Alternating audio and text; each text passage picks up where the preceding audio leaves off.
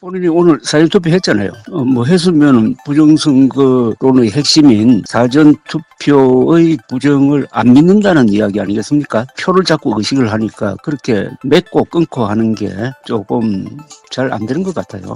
또 최근에 이제 차기 리더로 한동훈, 이준석 후보를 또 말씀하신 적이 있잖아요. 예. 근데 최근에 이준석 후보가 좀 젓가락 발언에 대해서 논란이 됐는데 오늘 이준석 후보의 기자회견 발언이 저는 의미가 있다고 생각합니다. 공인의 경우에는 공인 중에서도 가장 큰 공인은 대통령 후보입니다. 대통령 후보에 대한 또는 그 가족에 대한 검증에는 어떤 제한이나 성역이 없어야 된다고 생각합니다. 그 다음에 문제는 공중파에서 그런 용어 말할 수 있느냐 없느냐 하는 논란은 있을 수 있다고 봅니다. 그런데 이걸 가지고 이준석 후보 사퇴해야 하라든지 이걸로 해가지고 사실상 단일화를 할 수 있다라고 하는 것은 너무 속보이는 주장 아닌가요? 선생님, 김문수 후보가 창원 유세 연설 과정에서 사전투표에서 부정을 적발하면 완전히 판을 뒤집을 수도 있다고 해가지고 좀 논란이 됐어요. 근데 또 TV토론회에서는 부정선거 의혹을 윤석열 전 대통령이 한 거지 본인은 제기한 적 없다고 하셨거든요.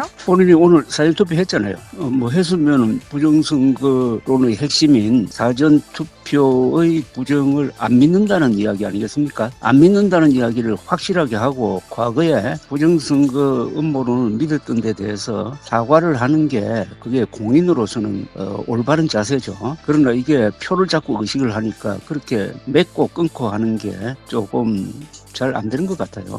그러니까 부정선거론을 주장하면서도 사전투표를 진행한 이유가 결국에는 사전투표는 부정선거가 아니다라는 걸 본인이 좀 행동으로 보여주고 있다고. 네, 그건 맞습니다. 그런데 그동안에 선거 있을 때마다 국민의힘은 사전투표해도 안전합니다 해가지고 사전투표 해달라고 호소를 했잖아요. 그러면은 사전투표 제도를 폐지하겠다고 하면은 그동안에 거짓말했다는 것 아닙니까? 그러니까 엄청난 논리 모순인데 그나마 후보 본인의 직접 몸으로 사전투표는 안전하다는 것을 이렇게 만방에 선언한 셈이니까 앞으로 국민의힘 지지자들이라든지 부정선거 음모론 믿고 있는 사람들 김문수 후보의 그 모범을 따라가지고 제발 이 부정선거 음모론에서 벗어나기 바랍니다. 김 후보가 이재명 후보의 또 지역구인 계양에서 사전투표를 진행하셨거든요. 그건 상징성을 노렸겠죠.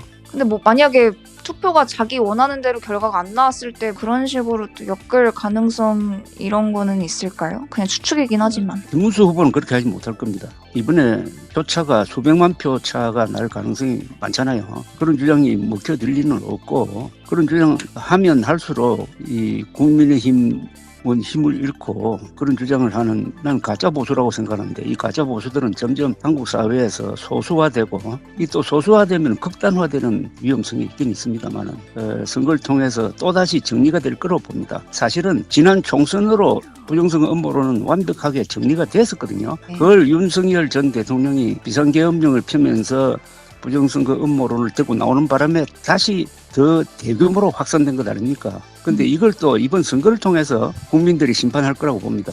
또 최근에 이제 차기 리더로 한동훈, 이준석 후보를 또 말씀하신 적이 있잖아요. 예. 근데 최근에 이준석 후보가 좀 젓가락 발언에 대해서 논란이 됐는데 본인은 단계적 검증이라고 하셨어요.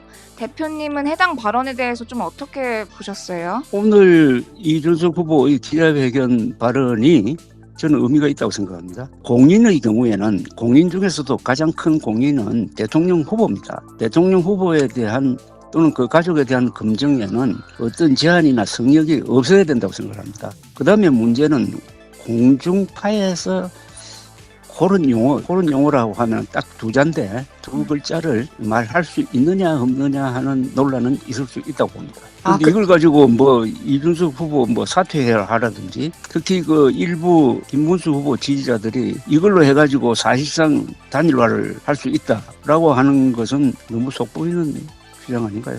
이번 선거 이후에 보수가 어떻게 나아가야 할지. 이번에 크게 질 것이 뻔한데 그러면은 반성을 해야 되는데 이 국민의힘은 이상하게 이런 선거에서 질 때마다 제대로 반성한 적이 별로 없어요. 별로 없다는 것은 한 번 정도는 있었지. 2021년 30대 이준석 후보를 대표로 뽑았을 때 그때 한 번 있었는데 이번에는 그보다 훨씬 더 강한 반성과 자기 혁신이 있어야 될 거라고요. 그건 핵심은 두 가지입니다. 첫째, 윤석열의 불법 계엄에 대한 가혹한 평가가 있어야 되고, 그다음에 부정선거 음모론과 확실하게 전련을 해가지고 앞으로 부정선거 음모론을 주장하는 사람들은 당원에서 뭐 출당시키겠다든지 하는 이런 강한 의지를 보인 다음에, 사실상 지금 남아있는 보수라고 부를 수 있는, 그러니까 보수라는 게 헌법과 사실과 과학을 가치관으로 여기는 사람들인데, 세력은 유일하게 당내에서는 한동훈 세력밖에 없어요. 그러니까 한동훈 세력이 당의 주도권을 잡느냐 못 잡느냐, 이게 자기 혁신이 가능하냐 재생이 가능하냐의 하나의 가늠자가 될 것이라고 생각합니다. 합치는 것은 불가능하고 협력과 경쟁을 해야 되죠. 협력과 경쟁을 통해서 두 사람이 더 세를 넓히고, 두 사람의 그 말과 글이 잘 되는 사람이니까 그걸 통해서 국민들을 설득하고, 윤석열로 대표된 이 가짜 보수 세력과 전련해가지고 진짜 보수 세력을 만들어야 되고, 그렇게 하려면은 우선 당원들부터, 각자 당원들이 많잖아요. 국민의힘은 한 70만 되고 개혁신당은 이번에 10만 명 넘었더라고요. 당원들을 제대로 교육을 해야 됩니다. 그렇게 해야 정당 민주주의가 가능합니다. 그 다음에 국민들을 설득해야 돼요.